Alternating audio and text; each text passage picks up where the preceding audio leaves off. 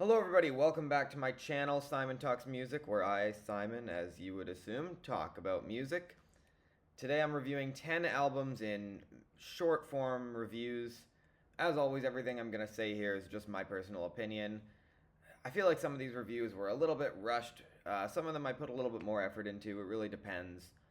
But I got a little bit behind on my reviewing schedule, so turns out I couldn't put as much effort into all of these as I wanted to if I wanted to review as many albums as I was planning on reviewing. So, anyway, we got 10 albums today. This is my new apartment, as you can probably tell. So, again, different camera angle. I'm just trying different things out. I think this camera angle works fine, but we'll see. We'll see. I don't know. I might end up changing it again. It's different from my last video. Anyway, as always, everything I say here is just my personal opinion on these albums. Some of them I may be completely misinterpreting. I will just say that right now. Take whatever I say with a grain of salt because I'm terrible at interpreting lyrics properly and I don't have the best knowledge of music production, but whatever. For now, I'm just going to talk about these albums, starting with... Well, this was certainly an interesting listen, to say the least. Look, I'm going to be honest, I had no idea who Gelli is until this album came out at the end of June. In fact, I still don't really know who Gelli is, other than that she's a singer from Los Angeles who has been getting a lot of traction for her debut album, Switcheroo. In fact, I'm not even sure how this started getting traction, but I saw mostly positive reviews, so I wanted to give it a shot. And in a lot of ways, it feels like Gelli is just messing around with a bunch of samples and effects to make the most out there dance album that she could, while still keeping it fun and upbeat. And honestly, it feels like an album that might reveal more about itself with more listens, or at least what it could be, because I'm not even sure Gelli knows all the layers to this album herself. Yeah, it's the sort of abstract album that on the surface seems pretty basic, but might actually mean a lot more than you realize at first glance. I mean, on the opening track, she says, "I'm gonna have no fun today, I'm gonna enjoy it." And then she proceeds to make a seemingly fun dance album, which to me is less fun and more fascinating. That's not to say there aren't fun moments, because there are, but this isn't an album to throw on in the club or even dance to by yourself. It's more an album to listen to in a setting where you can fully process it, or at least attempt to.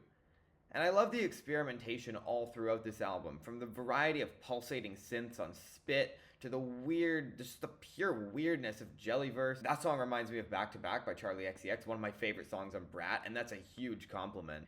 To the endless vocal diversity and sound effects lathered all over this album, and I'm actually kind of surprised how well it works. But what really intrigues me about this album is the way that it feels so genuinely authentic, while also flipping the idea of authenticity on its head and recognizing that sometimes that can be a problem in the wrong contexts.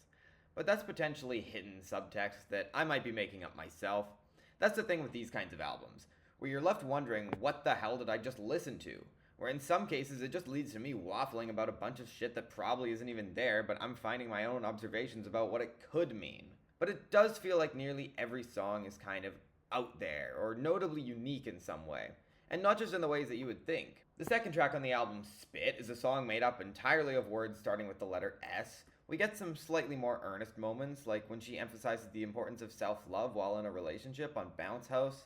More fun wordplay on Tiramisu and Normalize, although the latter isn't necessarily fun, and seems to show the narrator wanting to get away from all the weird shit going on in the world. Only to a few songs later recall peeing in a jar in front of a bunch of her friends on a drunk night and making a huge deal of it, like it felt like she was tossing a dead goldfish into the toilet, to quote what she says on that song, Piss Artist. Now, before I get sidetracked going down the complicated rabbit hole of discussing in which context certain actions may or may not be appropriate, that story doesn't compare to so much of the awful shit happening in this world, including some of the things mentioned in the rhyming hook of Normalize. But I think she might be reminding us that we all do strange things we look back at, and thus wonder what causes other people to do the things that they do. Not always excusing it, but it does make this album more of a nightmare than it might appear on the surface.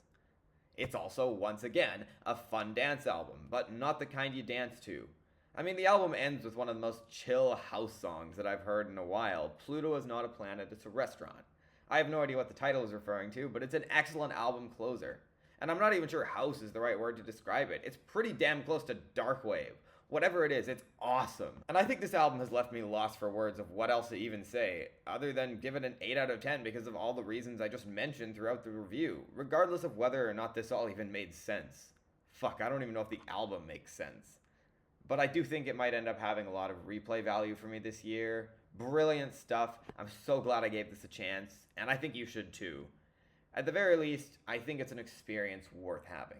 It's now been almost a decade since Charles Kelley's debut solo studio album, The Driver, and I decided to give it a couple listens before going into his new sophomore album, and it didn't really leave much of an impact on me. But I did enjoy this new album quite a bit. Sure, it's not perfect. Sometimes the glossy production is more attempted than actually fully there, if that makes any sense. In other words, the sound can be a bit messier than intended sometimes. And I don't always love Charles Kelley's raspy vocal delivery. It can be a bit much on songs like How Gone and Covering My Tracks. But he also does command some of these songs and make these choruses really pop off, such as Angel Eyes, which has some great vocal melodies and the passion in the vocals really shines through. And his delivery works around the jumpy instrumentation of Take Back Goodbye impressively well. And there's also Photograph, with a very country-esque vocal delivery, despite Kelley mostly going completely away from country music on this record. And on the topic of great songs, toward the end of the record we get two of the album's best, both the third to last track, Driving and Listening to Music, which perfectly represents what the title would imply, and the heartfelt closing track, Look What We Did, which is a perfect happy note to end the album on. Oh, and I can't not mention the excellent cover of The Killer's song, Here With Me. That was never one of my favorite songs on their admittedly underrated 2012 album Battleborn, but this cover is way better than the original.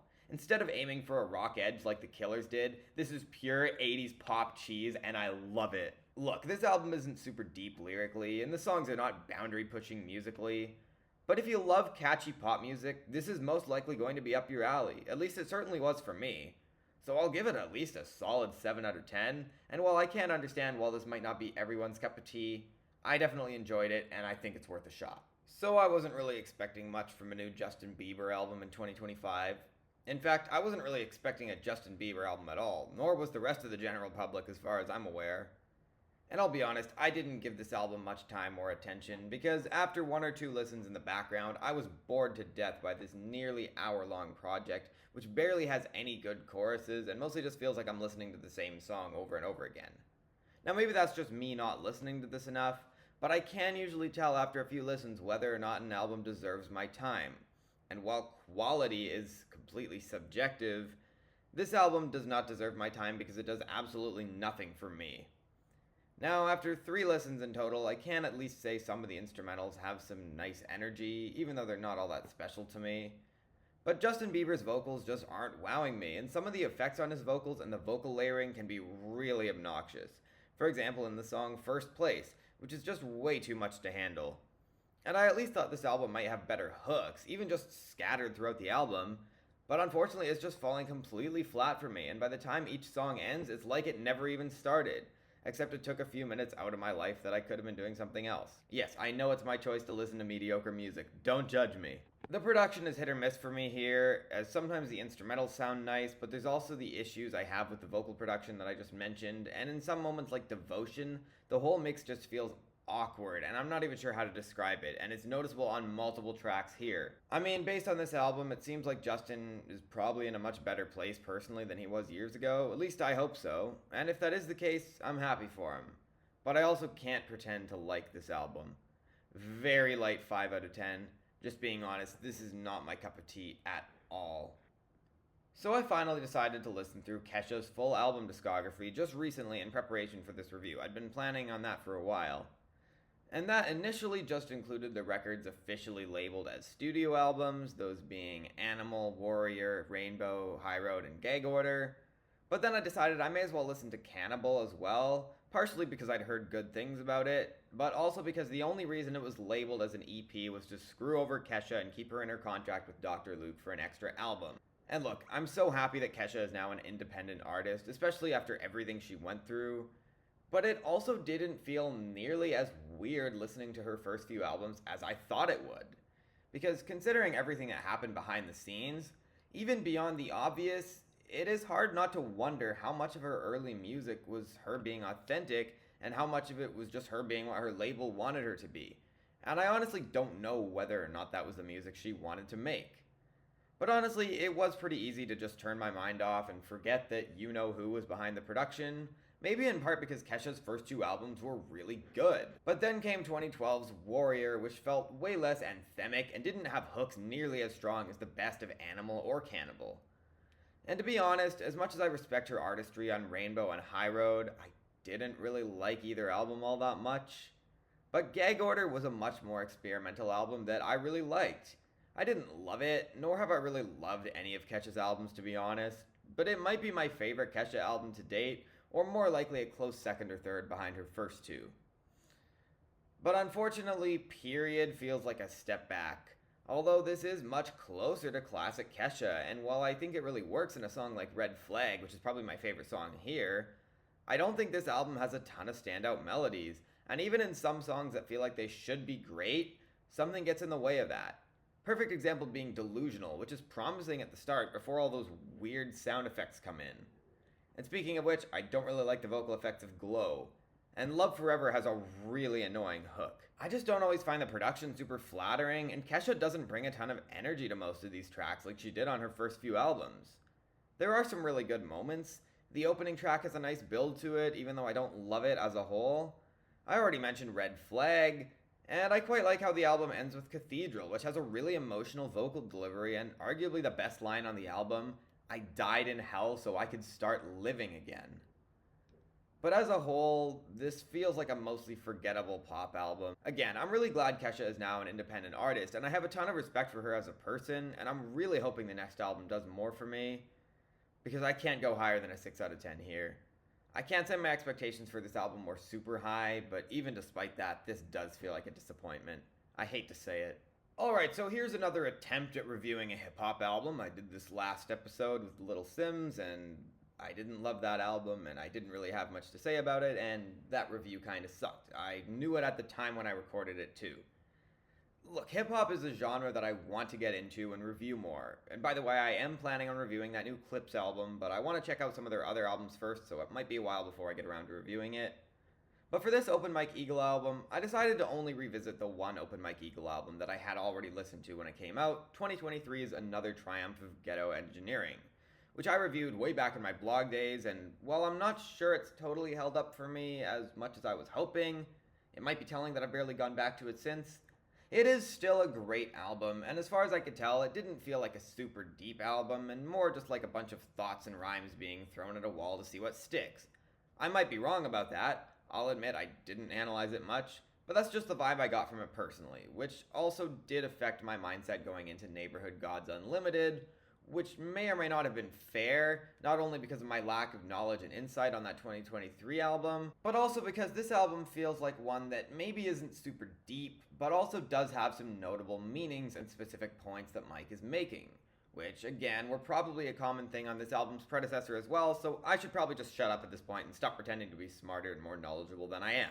So changing the topic a bit, well, I was debating whether or not I should even classify this as a hip-hop album.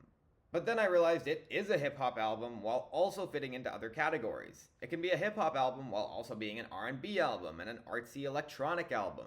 It's got a unique style which blends genres really well, and I like the mix of rapped and sung vocals, as Open Mike Eagle finds a way to fit near perfectly on pretty much every track, despite the vast diversity of production style throughout this record, while questioning what his music really means and wondering how people will interpret it. And along the way, we get some vivid stories that leave some potential deeper meanings up to you to untangle or ignore. It's the kind of writing that leaves the listener wondering how to even take it in, while he himself barely seems to know what he's doing here anyway, considering how much he seems to emphasize the idea that as much as he'd like to think he's a new important voice that's going to change the world, he is just another guy at the end of the day.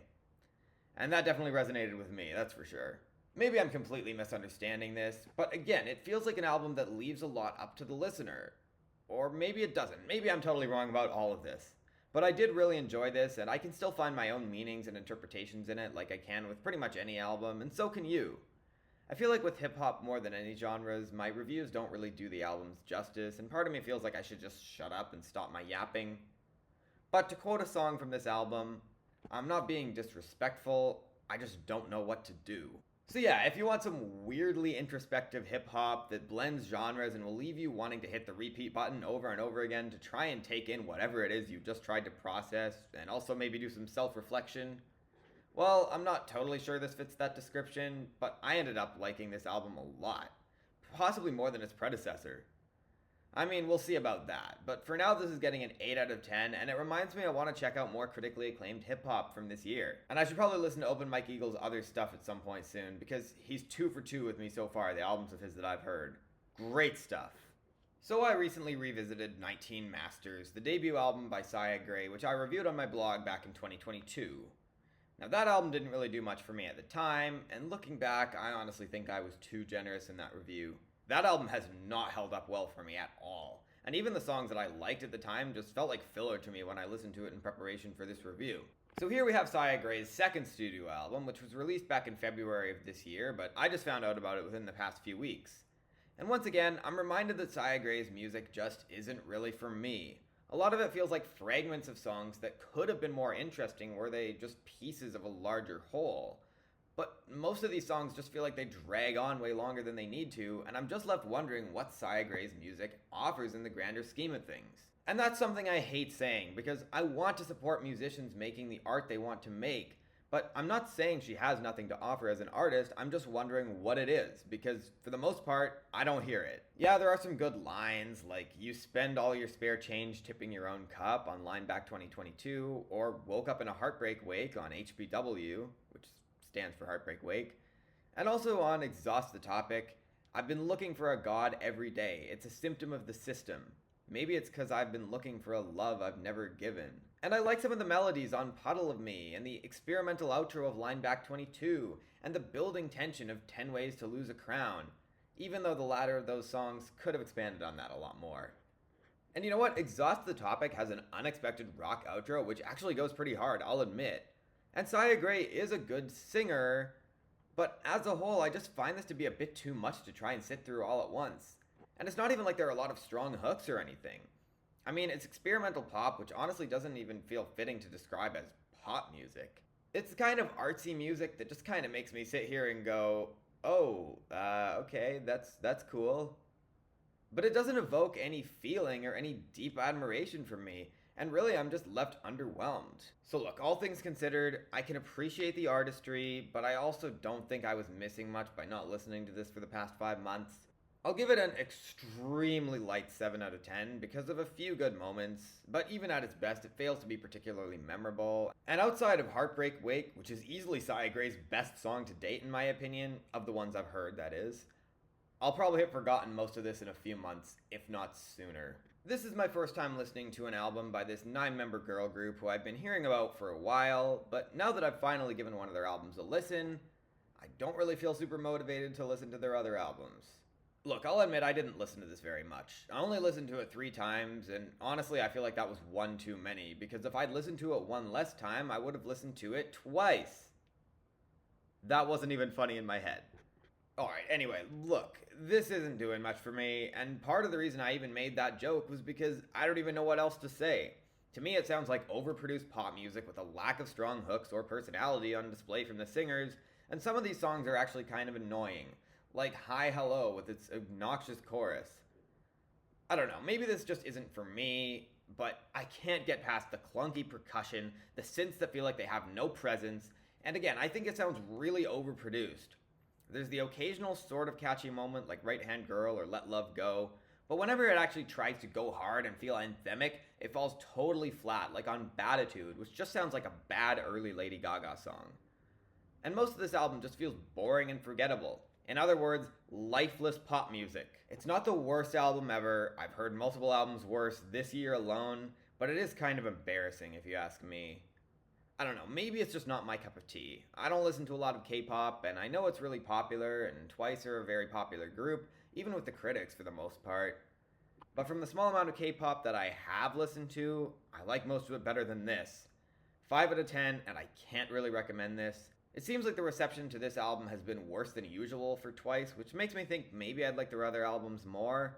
But again, I'm not in any rush to listen to them because this bored the hell out of me and actually got pretty annoying at points. So remember a few years ago when Gospel released their comeback sophomore album, The Loser, 17 years after their debut?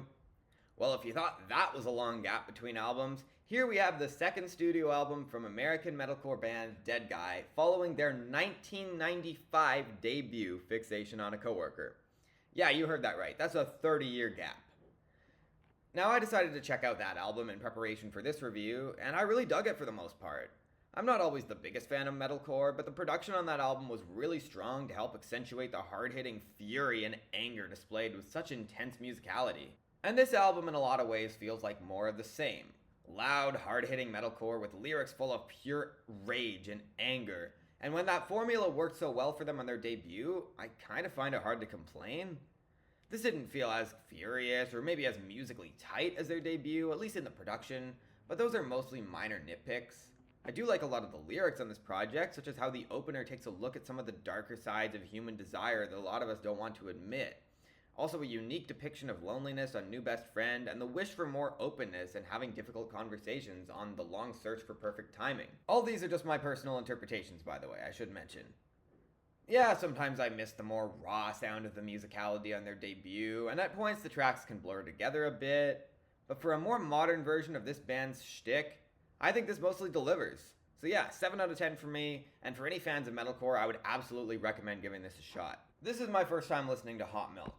They're a band whose name I've been seeing and hearing all over the internet, but now that I've finally gotten around to listening to one of their albums, what do I think? Well, it's kind of hard to give a proper in-depth opinion considering how political this album is and considering how less than ideal my political knowledge is. I'm trying to get somewhat educated, but there's so much going on in the world, it's hard to keep track of it all, and I've also been way too out of the loop for the longest time, so I have a lot of catching up to do. Or you know what? I'm not even sure how political this album is and how much of it is more social commentary. Yeah, those things are very connected, but they also can be different. Either way, I don't know exactly everything the band is referencing on all of these songs, so I'm likely missing some nuance. But just taking this at surface level like I am, well, they do have a knack for hooks throughout some of this album, especially on songs like Warehouse Salvation and Asphyxiate. And the wordplay is mostly good, the electronic elements mix quite well with the punk rock style, and the critiques they make are mostly well written, even though I don't usually know what they're referencing. But then you get some problems like the vocal effects often making this feel too artificial, some of the mixing being very questionable, especially when the vocals get buried in the chorus of the opening track and parts of Asphyxiate and Sympathy Symphony, and also more subtly in a few other tracks. And also a lot of this album just falling into generic territory sonically, and unfortunately quite often lyrically as well. I think this album is meant as a way to represent music's ability as a silver lining in a world where so much horrible shit is going on.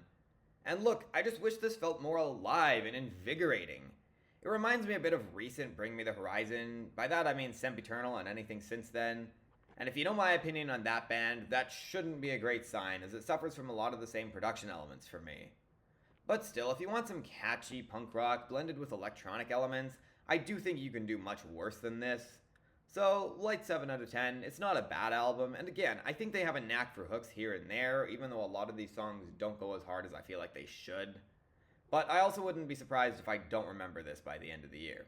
Alright, we got the final review of this video, and I think I've noticed more in the past few months that I need to be more honest and real when discussing my personal experiences with music, and acknowledge that this really is what this channel is about, my experience with music.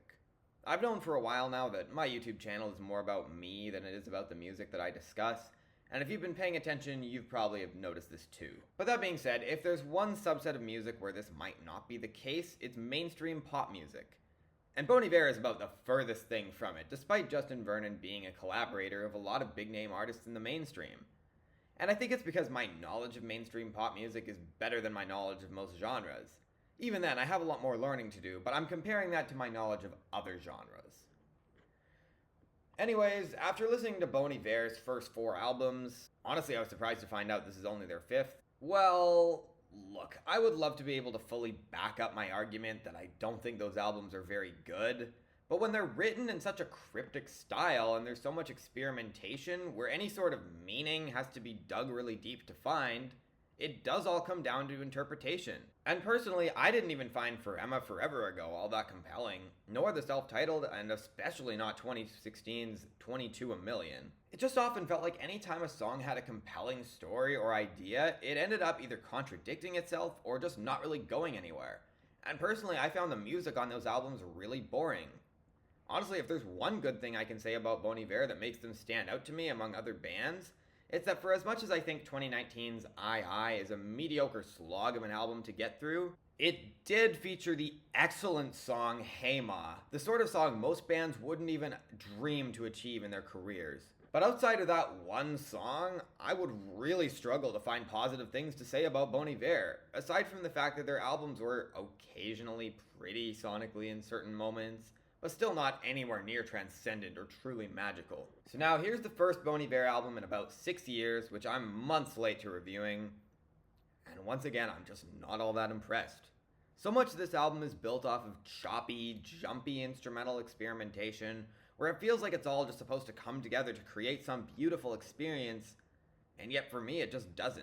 The album is made up of 2 EPs, Sable and Fable, and there seems to be a progression throughout the album where you see the narrator's personal journey through life and trying to move on from past mistakes and keep evolving.